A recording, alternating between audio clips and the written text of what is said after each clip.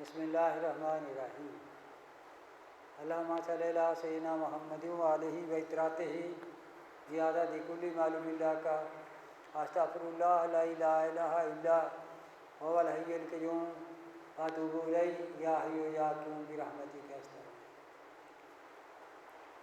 کچھ بدیاں اور برائیاں ایسی ہیں جنہیں کہ صوفیہ اعظام نے یہ فرمایا ہے کہ یہ ملت شکن ہیں، یہ ملت کے زوال کا باعث ہیں، یہ ملت کی پستی کا سبب ہیں، اور وہ برائیاں دیکھ میں تو عام ہیں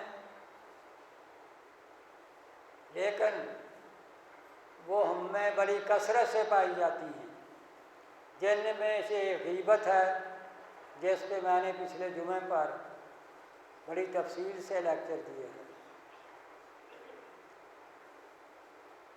تو غیبت خور اپنے مردار بھائی کا گوشت کھانے والا ہے۔ وَلَا يَغْتَبْ بَعْضُكُمْ بَعْضًا أَيُحِبُّ أَحَدُكُمْ أَنْ يَأْكُلَ لَحْمَ أَخِيهِ مَيْتًا فَكَرِهْتُمُوهُ، یہ قرآن کی آیت ہے۔ ایک دوسرے کی غیبت نہ کرو، کیا تم پسند کرتے ہو کہ تم اپنے مردار بھائی کا گوشت کھاؤ؟ مردار بھائی کا گوشت کوئی نہیں کھا سکتا، اس سے تمہیں کراہت آئے گی۔ اعلیٰ اعلیٰ قسم کے کھانے دسترخوان پہ لگا دیں، ان میں مردار کی ایک ڈش رکھ دیں، کسی بھی کھانے کو جی نہیں چاہے گا، اگر وہ کھا لے گا قے ہو جائے گی۔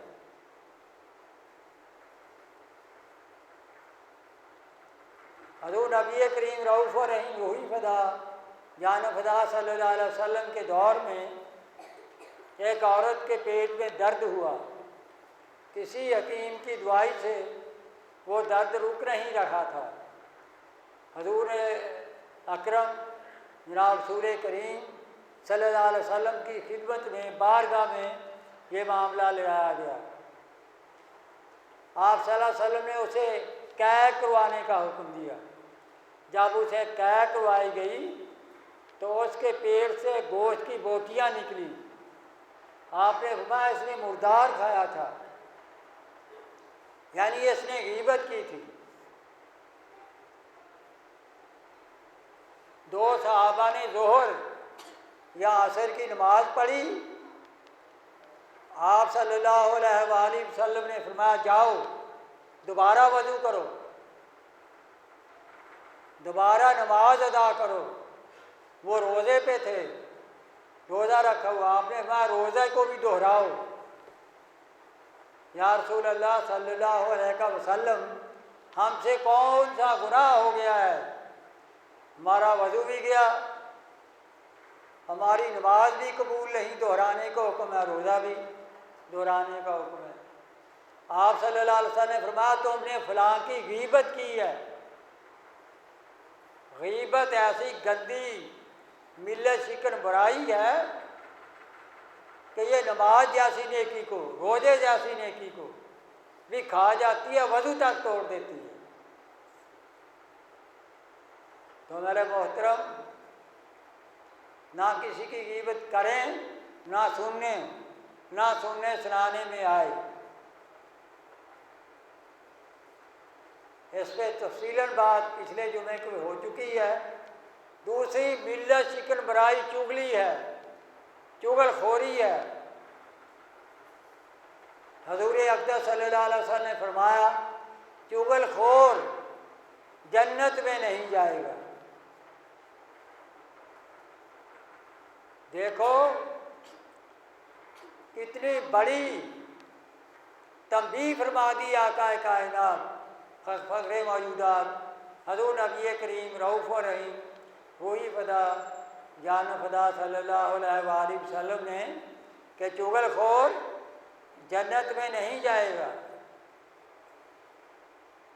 تو میرے محترم، جتنے بھی جھگڑے ہیں، جتنے بھی فساد ہیں، جتنے بھی لڑائیاں ہیں، خواہ دفتر میں ہوں یا گھر میں ہوں یا گلی میں ہوں یا محلے میں ہوں، ساری چغلی کی پیداوار ہے۔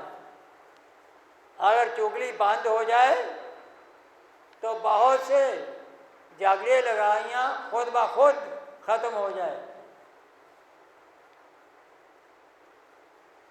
چغلی جو ہماری عادت بن چکی ہے، ہم اس کو کوئی برائی سمجھتے ہی نہیں۔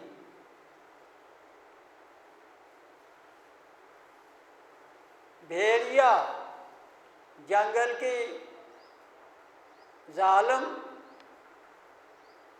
بربریت، جبروت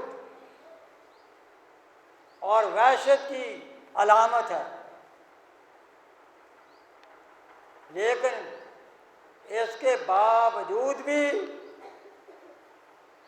بھیڑیوں نے کہا اگر ہم یوسف علیہ السلام کی چغلی کھائیں تو ہم جنگل کے بھیڑیوں میں بدنام ہو جائیں گے۔ بھیڑیا تک یہ پکار اٹھے، اتنی گندی برائی ہے یہ چغلی کہ اگر ہم یوسف علیہ السلام کے بھائیوں کی چغلی کھائیں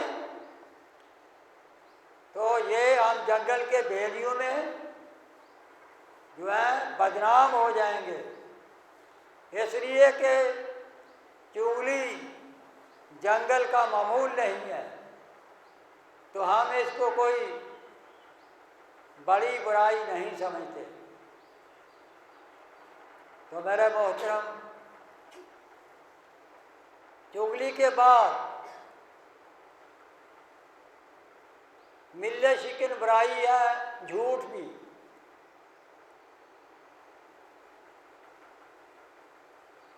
تو میرے محترم، جھوٹ بھی ہم میں پایا جاتا، بات بات پہ ہر قسم کی مبالغہ آرائی بھی ایک جھوٹ ہی کا حصہ ہے۔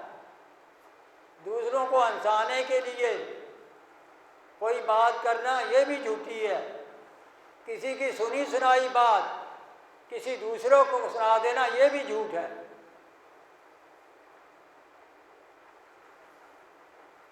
فرمایا جھوٹ سے بچو کہ جھوٹ بدیوں کی راہ ہے اور بدیوں کی راہ سیدھی دوزخ کی طرف جاتی ہے۔ یعنی جو جھوٹ بولتا ہے وہ بدیوں کے راستے پہ چل نکلتا ہے، جس راستے پہ وہ چلے گا اس راستے میں وہی کچھ اسے ملے گا۔ جھوٹ بدیوں کی راہ ہے۔ فائنل کذبہ یہدی الی النار، اور بے شک یہ جھوٹ جو بدیوں کا راستہ ہے یہ دوزخ کی طرف جاتا ہے۔ تو میرے محترم، جھوٹ بھی ہمارا معمول بنا ہوا ہے۔ حضور اقدس محمد مصطفیٰ آمد مجتبیٰ صلی اللہ علیہ وآلہ وسلم کی خدمت میں عرض کیا گیا، یا رسول اللہ صلی اللہ علیہ وسلم، کیا مسلمان بزدل ہو سکتا ہے؟ آپ صلی اللہ علیہ وآلہ وسلم نے فرمایا ہاں ہو سکتا ہے۔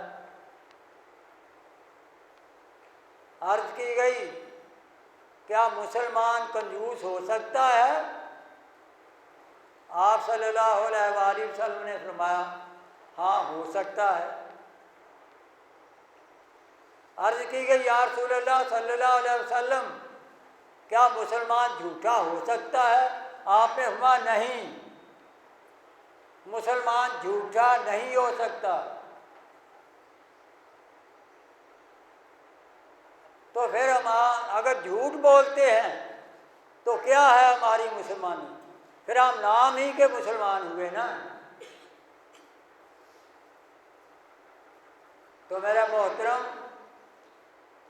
اتنی گندی برائی ہے یہ جھوٹ، جب کہ بولتا ہے حضور اقدس صلی اللہ علیہ وسلم نے فرمایا اس کے منہ سے ایسی بدبو خارج ہوتی ہے کہ اس کی حفاظت کرنے والے فرشتے اس سے میل دور بھاگ جاتے ہیں، میل دور بھاگ جاتے ہیں۔ وہ فرشتے جو اللہ نے اس کی حفاظت کے لیے مامور فرمائے ہیں۔ یہ سن کر ایک بزرگ اتنا ہنسے کہ ان کی باچھیں کھل گئیں اور فرمانے لگے ہماری حفاظت کے تو فرشتے ہر وقت دور ہی رہتے ہوں گے پھر۔ تو میرے محترم، یہ ہے جھوٹ کی حالت۔ اگر آدمی وہ ایمان لاتا ہے، عرض کرتا ہے یا رسول اللہ صلی اللہ علیہ وسلم میں تو بہت سی برائیوں کا عادی ہوں، مجھے کسی ایک برائی سے روک دیجئے، میں ایک دم ساریاں نہیں چھوڑ سکتا۔ آپ صلی اللہ علیہ وسلم فرمایا جھوٹ چھوڑ دو، جھوٹ چھوڑ دو۔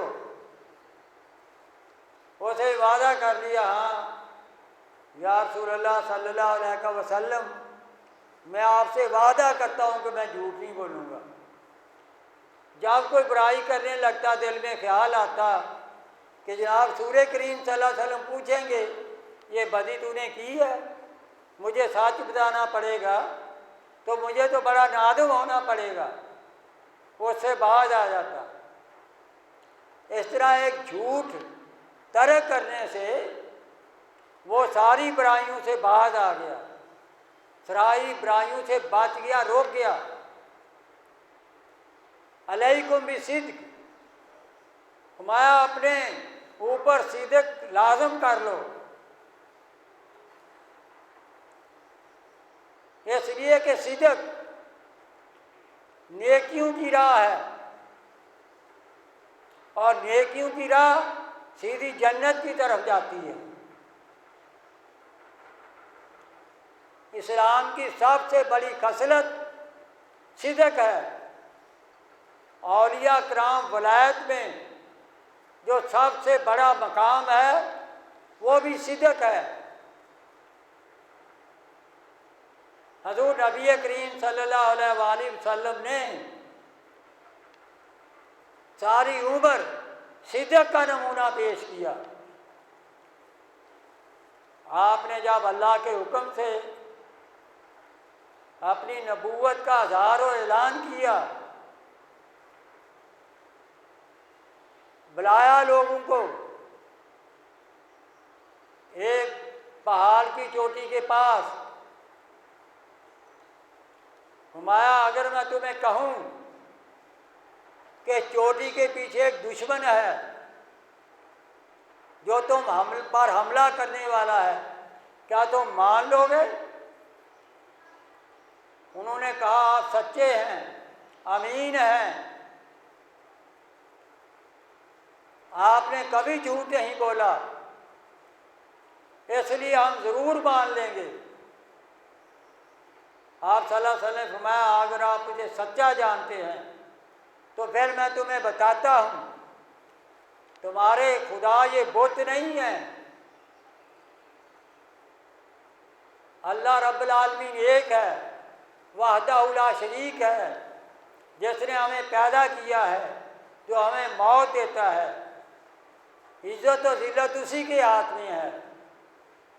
تو اس پر وہ طرح طرح کی باتیں کرتے ہوئے لوٹ گئے کہ تو نے ہمیں اسی لیے یہاں بلایا تھا۔ تو میرے محترم، یہی کذب کو چھوڑنے اور صدق کو اختیار کرنے کا نمونہ دیا حضور نبی کریم رؤوف و رحیم روحی فدا جان فدا صلی اللہ علیہ وسلم نے۔ اور جب تک کوئی صدق کو نہیں اپناتا ولی اللہ نہیں ہو سکتا، ولایت کے درجے پر فائز نہیں ہو سکتا۔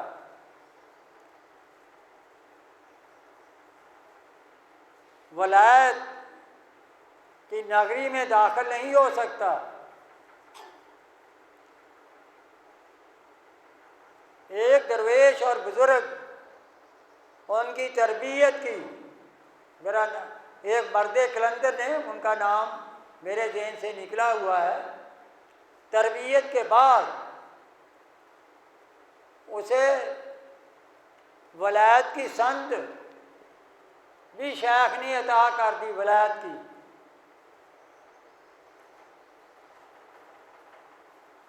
تو جب وہ چلا اور ولایت کی جو وادی ہے وہ بڑی مخصوص وادی ہے، اس میں داخل ہونے لگا تو دربار میں روک لیا. اس نے کہا تم آگے نہیں جا سکتے.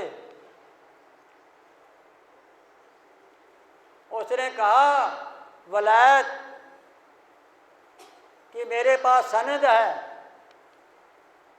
میں یہ سند حاصل کر کے جا رہا ہوں، میں ایسے نہیں جا رہا. تو اس ولایت کی وادی کے دربان میں کہا یہاں سندیں سندیں نہیں چلتی، یہاں سندوں کو نہیں دیکھا جاتا، یہاں سندوں کی کوئی بکت نہیں ہے. یہاں تو ایک شرط ہے، کوئی جھوٹا اس وادی میں داخل نہیں ہو سکتا، کوئی جھوٹا اس وادی میں داخل نہیں ہو سکتا. یہ ولایت کی وادی ہے، صدیق لوگوں کی وادی ہے. وہ کہنے لگے دربان سے تمہارے نزدیک پھر میں جھوٹا ہوں جو تم نے مجھے روک لیا ہے، تم آگے نہیں جا سکتے؟ وہ فرمانے لگے نہیں، یہ نہیں، میں نہیں کہتا تم جھوٹا ہو، لیکن یہاں یہ عہد کرو، یہ وعدہ کرو کہ آج کے بعد میں کبھی جھوٹ نہیں بولوں گا، آج کے بعد میں ہمیشہ سچ بولوں گا، پھر تم یہاں داخل ہو سکتے ہو.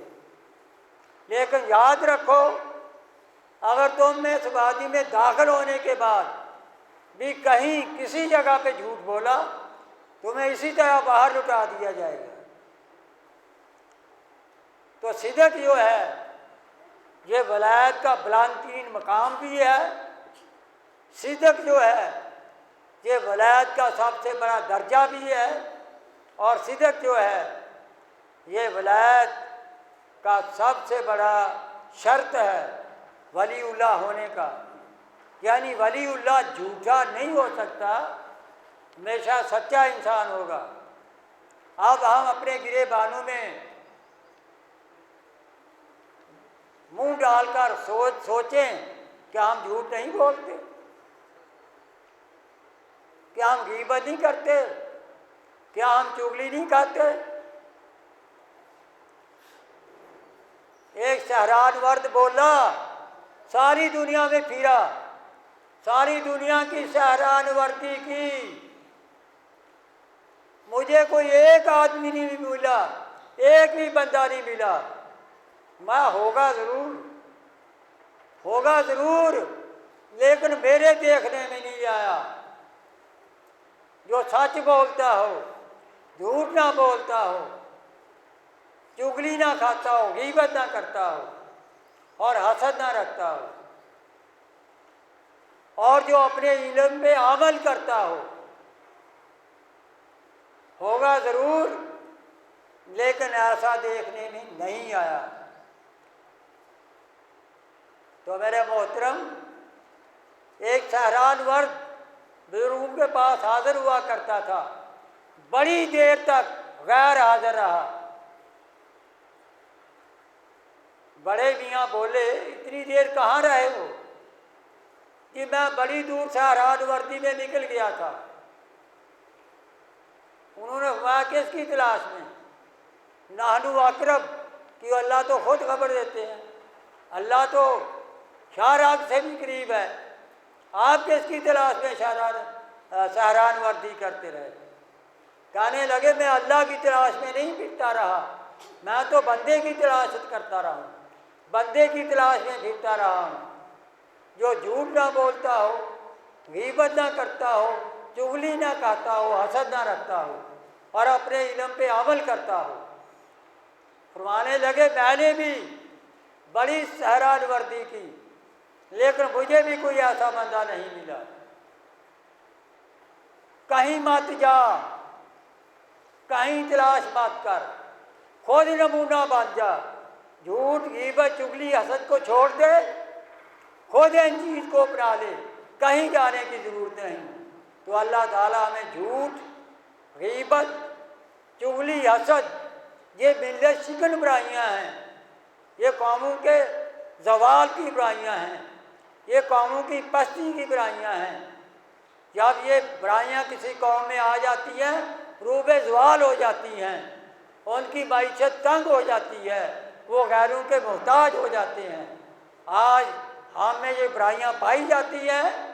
مسلمان جو دنیا کی معیشت کے سرتاج ہوا کرتے تھے، جن کے دور حکومت میں کوئی زکات لینے والا نہیں پڑتا تھا، آج وہ در در کے منگتے ہیں۔ اللہ تعالی ہمیں ملت شکن اور ملت کی زوال اور پستی کی برائیوں سے، جھوٹ، غیبت، چگلی اور حسد سے باز رہنے کی توفیق عطا فرمائے۔ وما لنا الا البلاغ۔